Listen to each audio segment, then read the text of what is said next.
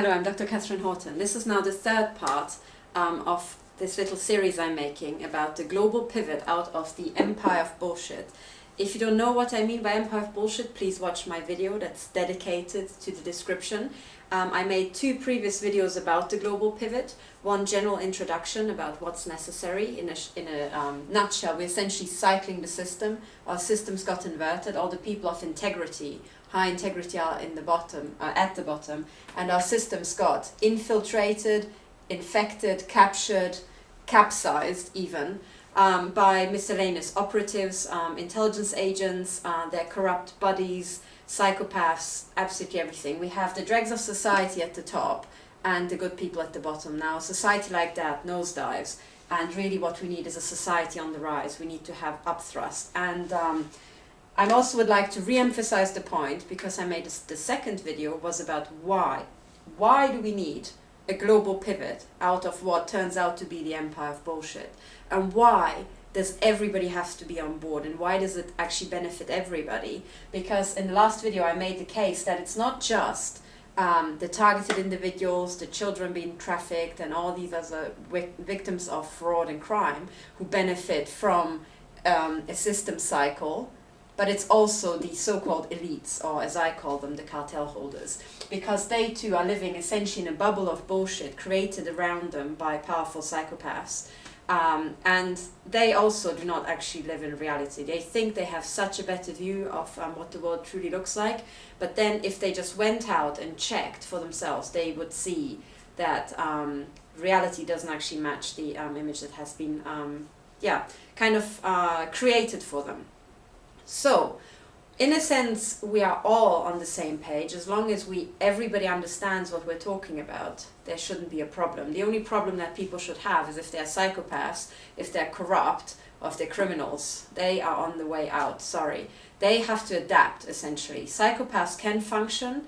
They can function with integrity. They can emulate us. It's just that right now, there are no pressures for them to do so. So they live out their nature.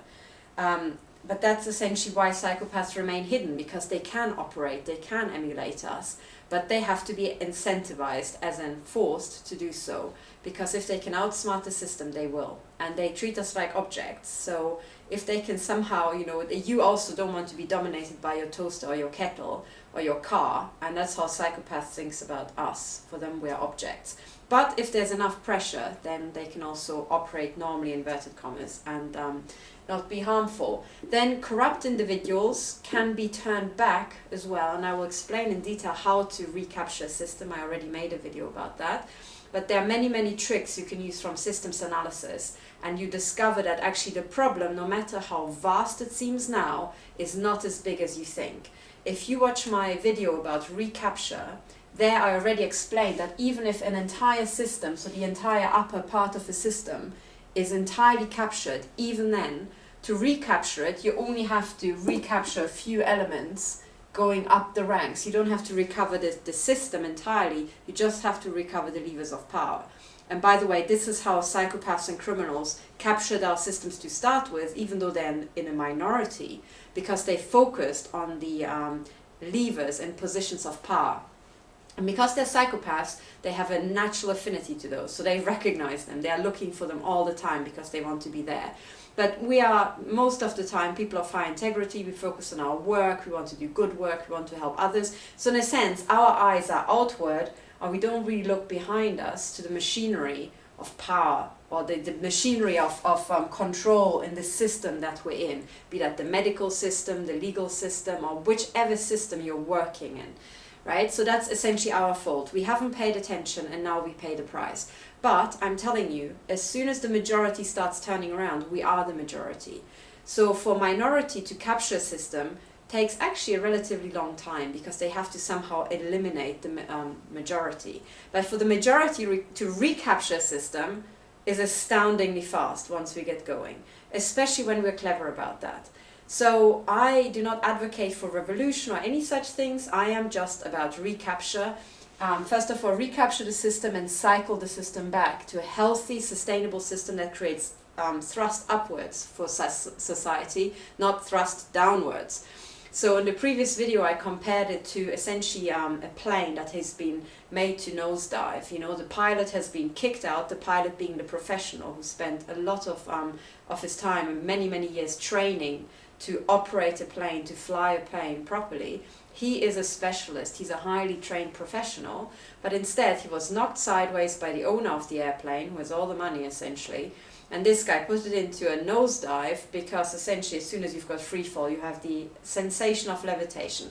This is the best analogy I can come up with. You know, and meanwhile the owner tells everybody on the plane back in the passenger seats that actually they have entered, you know, outer space orbit. It's so amazing, and that's why they are levitating. You know, they're so high they're levitating. No, they are levitating apparently because they're all in free fall. You know, and that's pretty much, I think this is the best analogy for our economies in our world I could find. You know, we are in free fall, and some idiots think it's like something super, but actually it's not. So we have to pull up the plane before it goes into a tailspin, because complex systems also have tailspin. In a sense, an airplane is a complex system, and anything an airplane will go through is exactly what a complex system goes through when you try to pull it back up from an actual nosedive. The analogy is quite striking. So if we go through in our minds what it's like pulling up, I mean, none of us have piloted a plane, but maybe you've seen movies, maybe you can ask some pilots what it's like, but I think from the movies they show it quite accurately, because once a plane is nosediving, the actual air rushing past it is rushing so fast, if you want to pull it up, you essentially have to apply a force that pushes the nose through the rushing air. That's why pulling up a nosediving plane, because of the laws of physics, is so bloody hard in the beginning, right? So you have to just pull, and in most movies they show how the pilot is just holding on and is just barely manages to move the plane, and hopefully just before it, you know, crashes to the ground, you manage to pull it up, and as soon as you tip the nose, suddenly the fast air rush past the bottom, and then you get this sudden uplift. And it's exactly the same with complex systems because of the same processes. We're now in free fall. We're essentially falling under the full power of these corrupt people who are shooting us to pieces with microwave weapons, who are implanting us, who are poisoning our food, they're breaking into our homes. They've got all their cronies in high places, in the judiciary, in the police, in the medical offices, and they blackmail each other, they threaten each other, and it feels like there's no way for us to pull up the plane. But I'm telling you, as soon as you get a bit, just the tip of the airplane up, the inertia of the system is what's going to flip you back up. And what's the inertia of the system in this case? It is the fact that everybody hates to be threatened. Everybody. Right? And here even psychopaths threaten other psychopaths. That's kind of like a stressful situation. So as soon as there's a, you know, it's like when the nose of the plane tips, essentially there's a way, another way for the air to fly past the plane. And it does, and that's what creates the uplift, you know. I mean, both ways. I mean, also on top of the plane, you know, you have a different uplift, and then you suddenly, you know, pull back up again. Now here, in this case, you have to give people another way out. Right now, there's all this blackmail, essentially, and threats, pushing the nose down, pushing the system down, pushing everybody's perception onto corruption, which is essentially downwards.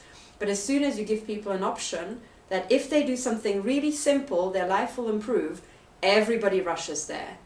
And the more people rush there, just like, you know, at first, a little bit of air goes over the nose, but then more and more and more, and then eventually you have this, you know, entire, you know, the entire gushing air just rushing past the airplane the right way. And that's exactly the same here.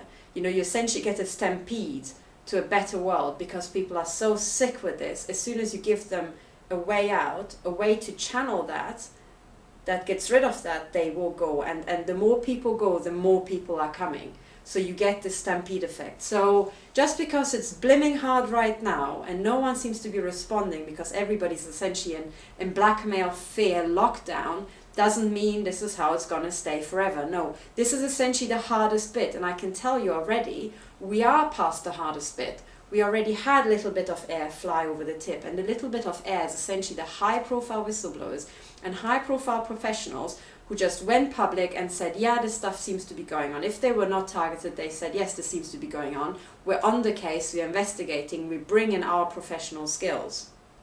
Now, if there are people like me, I don't say it seems to be going on. I say it is going on. right? I can feel it every day. I'm being shot at also today. I've been, brutally attacked. And things that I did, I mean, I told you that for example, just to give you a context, I told you that my hand got damaged and was essentially having pins and needles when I was just begging the German ambassador here in Switzerland to just help me to stop this crime, and he refused. I was in front of the gates of the German embassy as a German citizen, and I was told to essentially get lost. Now in that phase I was damaged so hard that essentially I was left with permanent pins and needles because they shot into the right hand skull of my hand. And I was wondering what this is going to be used for, because this is all one big mind control experiment, brain readout, brain interference experiment that is being done to me. I'm being shot to pieces for that.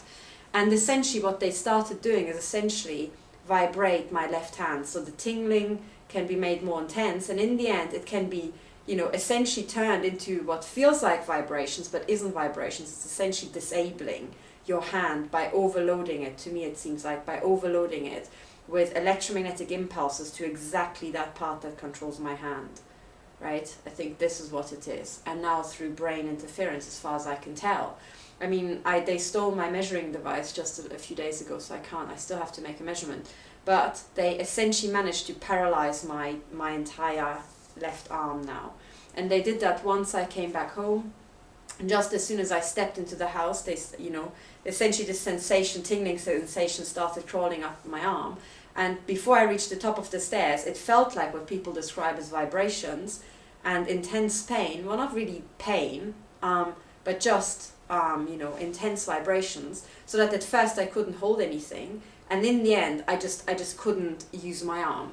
So that's not, I know why they set it up like that, because they can say, oh, maybe it's a heart attack or something like that. No, it flaming isn't. It's like totally different. This is like, it's not even pain. It's like the most weird artificial sensation you ever had in your life. Plus I have these break-ins, and, my measuring devices keep being stolen, or, were stolen just now. So, what's the chances of having break-ins and weird, medical diseases? No, it's not. This is just the attacks. So this is what we're dealing with. If we want to cycle out, right, of this like horrific physical attacks and everything, we really need to recapture the system. So how do we do this? So the first 10 minutes, again, were just the big picture of don't despair. It feels like it's like insurmountable, but I'm telling you now, I have been stalked for a long time. And then I started being physically assaulted, and it's only at that point when I really kicked into action. I was going to the courts and all that. And then I started being hit even harder and harder. And I have despaired, but one of the things I also did is I mapped out the entire targeted community, or, this entire crime in time, and I can definitely tell a turn-on curve. Especially in terms of how many high-profile people came forward. So in a sense, in the beginning, there were some professionals who had some media appearances, and suddenly there are so many high-profile people, just this year in 2016, going public, blowing the whistle, stepping up to the plate, doing many things. And it's this turn-on curve that shows the system's turning, right? And what I can tell you about the system turning, so in a sense, the system cycle has already begun. In a sense, the real pilots are now on the, the actual plane controls again, and they started pulling. It's just that they're already pulling, they're doing the hardest work now. The most effective work already is being done behind the scenes. You just don't notice. The plane's going to continue in apparent nosedive without any effect. But that's just normal physics. It's the laws of physics. We still have a distance, it's like almost like the stopping distance of a car. You applied the brakes, but you're still just, rolling or sliding along, right? Even though the brakes have been applied, and it's just the same. So we do have the real pilots in, some aspects back in control, right? They already started pulling. This is now the hardest bit. But essentially, it's not just one plane. It's like having, interconnected many planes at the same time nosediving. So some pilots are already, back at the controls. Other pilots are still in the back, tied up and gagged as far as I can tell. And they have to be freed and, put back to do their job. But that's essentially what we're doing. But what I'm saying now is that the hardest bit was essentially the decades of people being targeted, not having the internet, not being able to speak up, and so on and so on. And now we do have the internet. I have spoken up, many other people have spoken up, we continue speaking up, and every day, watch it, because there will be this acceleration effect, right? And that is typical of a system cycle. You know, more and more will come out every day. We'll puzzle together who controls the satellites, who's making these devices, how they're using them, how they're interfering with any nano implants you might have, or any other junk they put into us, what to do about it, how to, you know, fight it, and all that's going to accelerate. So we are now essentially in this acceleration phase, but in a sense what I want to make clear is that this time, because it's a complex human system, there isn't one pilot. We need all hands on deck. In a sense, every single one of us has a control, and we all have to be pulling at the same time in a concerted fashion, and then the plane can be made to come up. So this means wherever you are, if you are, let's say in medicine, you have to get back onto the controls, you have to notify people. That's getting back in control, if you like. You take control, you take charge, you tell your colleagues that this is going on. Look for injuries for microwave weapons, look for implants, start reading up about nanotech and its effects for medicine. That's just the medical field. Psychiatry, right? You've been bullshitted, my dears, for a very long time. You know, voice to skull has been around since what, the 70s or the 60s, right? You have been misdiagnosing people in droves because you never took into account non-medical effects as well. And actually, when you diagnose somebody, if you just look at the medical, you're only thinking about which of these diseases could it be. But what you have to do before you even get onto that bit is decide, is it a disease at all or something else? And you never considered or something else ever before in your life. So the first test you do is A versus B. And you settled on A, and then you just decided, is it A or A primed? That's wrong. You first have to do A or B. And B is it maybe voice to skull technology when people hear voices, and you never did that. So psychiatry has to start reading up about it, and you have to, you know, essentially learn and undo the mistakes you did. The legal profession, you have to get on the case. The legal system has been properly screwed, right? So all of us in our respective professions have to get on the case. Well, physics, you know, I mean, I'm not actually a weapons expert, and I never knew much about microwaves. This is not my field, but I'm trying to pick it up, and I'm trying to put it together and use what I know to somehow assist the cause, right? And I have to track down people in academia, because I also used to be an academic, because there seem to be some really corrupt, madcap scientists doing essentially Dr. Mengele type experiments. And I shall take on the academics, right? That's my job. And I want to hunt down who these bastards are who are doing these, you know, remote social experiments on people. They have a job, they have somewhere an office, we'll find them, and we have to find them. So this is what we're doing. We're all getting now, you know, we all have to get back on the controls. Whoever you are, whatever you're doing, you now get back on the controls and you pull this up. So, how are we going to pull it up? Well, there's so much I want to tell you, right? There's so much I want to tell you. And what I ideally would like to do is spend another 2 minutes just talking about the general idea, yet again, and then in the next video, just talk about concrete things, where it's literally just a checklist, right? And in the next video, I also would like to reply to the many, many, many people who have written to me. And I, you know, they ask for help. I got so many very, very valuable, you know, recommendations. And in the next video, I also would like to reply to Annie Kasper, who also made, again, a very, very, an excellent video, actually. And I would like to reply to that, because she's got excellent points, and it's all about how to actually,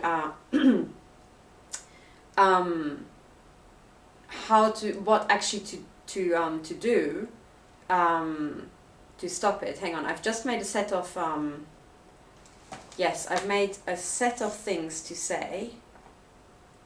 Yeah, but they all go into the next video. They all go into the next video. But essentially this is it. So this is why, you know, this is why we have to do it. It's essentially pulling up the plane.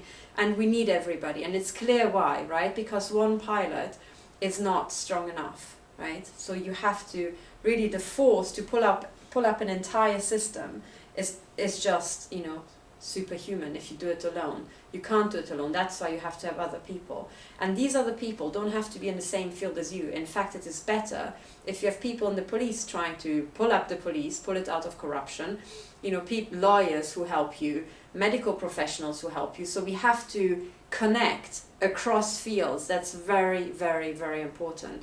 Don't just talk to the targeted community. You have to reach out, and essentially you have to stretch out your hands, and other people can help, you know, need to help you.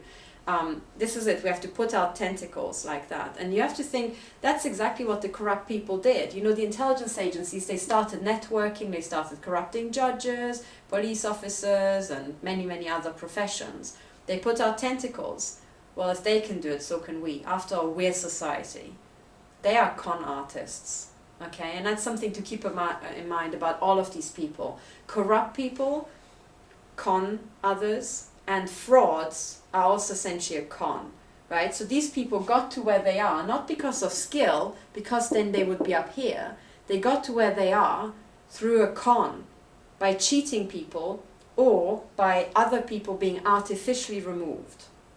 So that's what we're dealing with.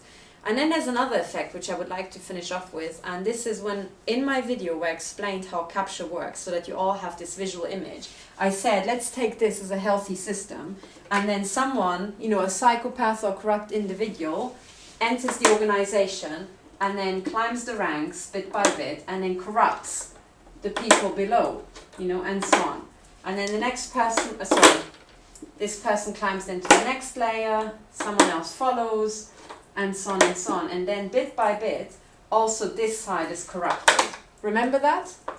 Okay, so in the end, to just show you how that will look, is when a psychopath climbs up here, he will put on pressure on this side, and eventually the entire pyramid here will be working according to his own desires, with maybe some unhappy people left. Or maybe, you know, there's more people of integrity. Maybe he can't actually corrupt this branch, really, but this person, even though he is not or she is not happy to do what she's told, she still has to do as she's told, right? So the organization looks like as if this entire area were corrupted. Now, when you recapture a system, you have to keep in mind, right? I mean, the end state will look like something like that. This entire section appears captured and black, right? And then I said, okay, you'll start to recapture, and you only have to recapture bit by bit these points until you get to the level from where the capture is emanating. And then if you look at it from the outside, it looks like you would have to recapture 2, 4, 6, 7 people. That's not true. You only have to, first of all, recapture 3 levels, you know, not 7 people, but more than that, everybody, apart from the real psychopath here, is not a psychopath and doesn't really necessarily want to be corrupted. So, in a sense, what you're actually dealing with is a situation like that, right? You are just dealing with one psychopath in a very high place. Do you think if 4 people clubbed together they could defeat a psychopath? Of course they can. But before, when you thought that you have 7 people to defeat, you would have thought, oh, 4 people could never fight 7. But you don't have to fight 7. Do you see? The problem is amplified. That's why. And as you start recapturing a system, what essentially happens is that, so before then, it looked like that, right? Before then it looked like that. Let me put the magnets back so that it's clear. And what will happen is, as you go, you essentially put pressure on one person, say here, you know, to act correctly. That could be a police officer. You just force him to make a report by, you know, reporting a crime, and then you request your file. Okay, you put this back into working order, and then you start going up to the next level. Then you force this guy, you know, to report it further on, or whatever you have to do at that level. And then once you get to this stage, this person who either hears about it or this the chief is too scared to do any monkey business after that, will also essentially ensure that this person isn't put under pressure anymore, right? So if this police officer is already allowed to record microwave attacks, right, because you work the chief, then the other person is also allowed to report microwave attacks. So you've recaptured the system. But essentially, what this is happening here is you recaptured a few and then the others flipped, right? It's almost like, for those who know physics, it's like a phase transition, you know, and suddenly it looks like your domain of integrity got pushed in, right? So essentially, the people who are on the domain boundary, when they flip, it's almost like they're crossing the domain boundary, and the domain expands essentially. The domain of integrity expands. This is how it works in complex systems. And as someone else will start on this branch here, do the same thing, maybe in a different state of the US or a different, canton if you're in Switzerland. And then, if they do the same here, right, you're back to integrity, and suddenly the only problem is at the top. And of course the top will also try to influence. However, if you have recaptured bits decentralized from the bottom with many people, then these people are much more likely to listen to where the pressure is highest, and that's from the bottom because we are so many. And then very quickly you have a psychopath who's completely isolated. And when psychopaths are isolated, they absolutely hate that, because most of them are essentially con artists, right? They're tricking people. But if suddenly they feel surrounded and they lost their armies of enablers, they very, very quickly start acting extremely smoothly because they don't want to be discovered. And worst of all, they don't want to lose their high position because they want to climb to the next position of power. So they are willing to essentially flip back into integrity for, a cause or two, or until the public attention is passed, to get their way later. Do you see? But that doesn't matter because our eyes are going to be on them forever after now. But very quickly you have flipped the system back. So it's not as bad as it seems. So, as I'm saying, if we're now cycling out of the empire of bullshit, you have to remember that right now we're here. We've got these elites somewhere in La La Land with weird religions and esoterics and beliefs and, living weird lives, and just, their internal world is even more weird than their real world, the actual life. Anyway, that's just how it is. And then we've got this entire entire upper domain of psychopaths and corrupt people, and then people of high integrity down here, right? And another thing that happens, actually, that I haven't mentioned, is also, and you have to deal with that as well, when you have a system that is entirely captured, like that, for example, and suddenly a person feels, this person suddenly sees his colleague is corrupt, and the boss starts putting pressure on him, then what sometimes also happens is that the person of integrity quits their job. So they leave, and then someone impressionable comes up from below, and this person can then be, corrupted very quickly if they're not as strong as the other person. And then again you have capture, right? And it spreads down. But this effect of the person of integrity leaving, what it essentially does, first of all, in the first instance, right? Before it looked like that. In the first instance, when this person leaves, the proportions of corrupt people against people of integrity is increased. So the concentration of corrupt people overall in this part of the organization increases, right? Because someone of high integrity has been either ejected out of the organization or left. That, of course, increases corruption here, automatically, right? So that's one effect. But then, of course, whoever moves up comes up from a junior position or from, or externally, and is therefore, either way, much more impressionable. And then, essentially, the other effect that happens is that the stop that was here, maybe this person who was there before had years and years of experience and high integrity. When they leave, the stops are removed and corruption spreads down, to more impressionable, more junior members. So when someone of high integrity leaves a company, there's this twofold negative amplification effect. Number one, instantly the concentration of corrupt people increases because the people of high integrity have one person less, and a stop has been removed, so corruption can spread from above through that position downwards. So all of these things have happened, but keep in mind that no matter how black the situation seems now, and no matter, how many whistleblowers do we know, especially in the intelligence community, who have done just that? They quit because they couldn't deal with the corruption. They were revolted by the corruption they suddenly found themselves surrounded by. Projects got taken over, or the projects that they worked on were junked and then replaced by corrupt projects over and over and over. Or they were forced to lie or keep quiet about lying, and so on and so on. And what we've essentially seen is, by them leaving, and it's in a sense good thing that they left, because they're now external, outside, so they can help us. If they were still inside, they couldn't help us. So that's a good thing. But in a sense, their leaving has accelerated this problem, because people of high integrity weren't in there. So these are all the effects that we're dealing with. And when you look at, essentially, when you're looking at a situation like that, it looks extremely desperate, because suddenly you think, oh my God, how can we possibly, it's like all captured, and on a national scale, these different branches could be, literally the intelligence agencies and the police, or the police and the courts, or the courts and the medical profession, and many, many other things. And you think, oh my God, they're all captured.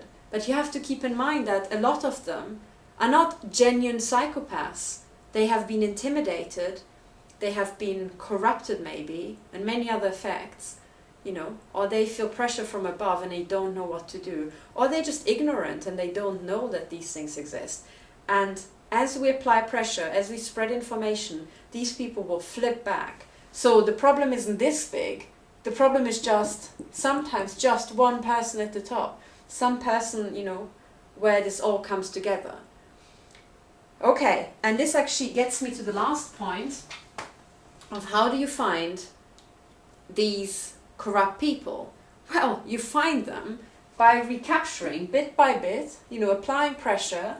So this person, a police officer, is forced to be honest. Then his superior, the chief, is forced to be honest. Then the entire police department for the region or for the country is forced to be honest and report about these things honestly across the regions, right? And if he doesn't do that, if he is not willing to spread, essentially, the permission to report, say, microwave assaults from one region to the next, we know that he's the psychopath. Or the captured person, or the corrupt person. If he's not willing to do that, then it's either him or the person above, right? It could also be that it's this person. Sorry about that. This person applying pressure on him. But you essentially keep going up until people stop cooperating. And then you stop. For example, in my case, I went to the embassy, as you know, and I spoke the very first time to the security officer, which is essentially, I think, a step below from the ambassador. So someone who works for the embassy but isn't the ambassador. And he agreed with me that, yes, I am most likely being attacked by microwave weapons from the BND. No problem. He was of high integrity. But then, next level up, when I wanted to talk to the ambassador of, okay, what are we going to do? Because a German citizen is being now, in his own, region of influence or region of competence, is being bit by bit mutilated to death. What's the plan for dealing with this? How are we going to tackle the problem? He blocked, right? So that's essentially, I got past one person and the next person I've blocked. Or maybe I should say down here, right? So, I approached the embassy. This is Mr. Kanzler, the security officer. And he says, yeah, sure, I think you're right. There's the BND attacking you. And that's the truth. I know it's the truth because I was attacked literally a kilometer from the BND. So, yeah, he didn't, reveal anything staggering there. But then, when I try to talk to the ambassador, he blocks. But I got one meeting with Miss Richter, who at first was incredulous, but at the end of the meeting, she said she's going to look into it. So at least, I did have a meeting with her. But then she disappeared. And then when I tried to contact the embassy, talking to the ambassador, addressing the ambassador straight away after I came back, the ambassador blocked. I still haven't received a reply, even though high-profile whistleblowers have written to him. So the question is, where's the corruption? Is it the ambassador? Is the ambassador directly involved in the microwave targeting? I mean, he is very likely a BND agent.